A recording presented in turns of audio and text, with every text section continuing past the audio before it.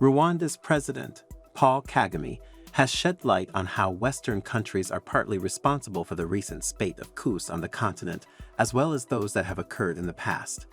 Kagame said that although coup d'états were not ideal, there was a genuine need to analyze the underlying factors driving them.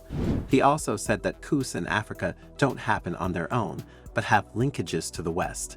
Kagame gave an example that through neocolonialism, Western countries exercise an inordinate amount of control over African countries and are constantly dictating what our leaders should do and not do. The Rwandan president highlighted that when things go south, these Western powers simply jump ship and point fingers at African leaders for doing the very things they instructed them to do and not do, which backfired. He made these comments at the just-ended summit of the Three Basins held in Brazzaville, Congo from October 26 to October 28, 2023. When we talk about coups, coup d'etats are a very bad thing. There's no question about it. But people need to go beyond just hearing coup d'etats and look at what is the possible origin of these coups. And coups also presupposes that these are just military people taking over power from constitutional or civilian governments. But you have to understand also that there are some very bad civilian governments too.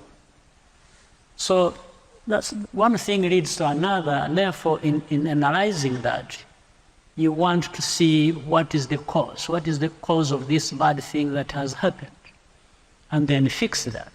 So when you look at governance generally, you want to look at which place that is able to look at or look after its own people, make the very investments we are talking about so that people and countries can thrive.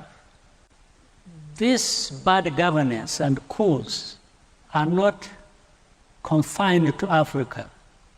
In fact, they have association with the interaction of the rest of the world, particularly those countries that, as of origin, as we know, who were either the colonizers or, and even after colonial times,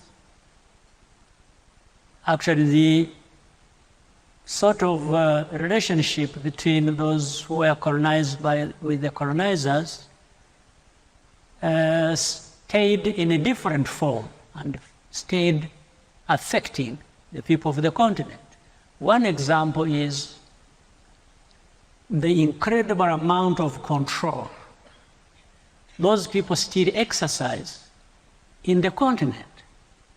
You find those coups or bad governance happening on the watch of the very people who colonize those countries and still working with them as if nothing is happening. When things go wrong, of course, you are right to blame the Africans. I think for me, I would blame them for having allowed it in the first place. Having allowed that people from outside should come to any country, to Africa, and start telling people what to do, what not to do, and when things go wrong, they just jump the ship and they start blaming the very people they told to do what they did and later on backfired. President Kagame's comments shed light on a fundamental truth. The Western country's historical and ongoing interference in African affairs plays a significant role in fueling the coups that have plagued the continent. The control exerted through neocolonialism and the constant dictation of African leaders' actions create a volatile environment where Western powers are quick to distance themselves when things go wrong, shifting the blame onto African leaders. This blame game only exacerbates the problem as it undermines the agency of African nations and their right to self-determination.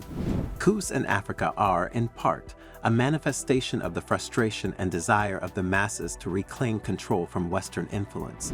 This can be observed in cases like Burkina Faso, Mali, and Niger, where long-standing French influence has fueled popular discontent and contributed to the desire for change.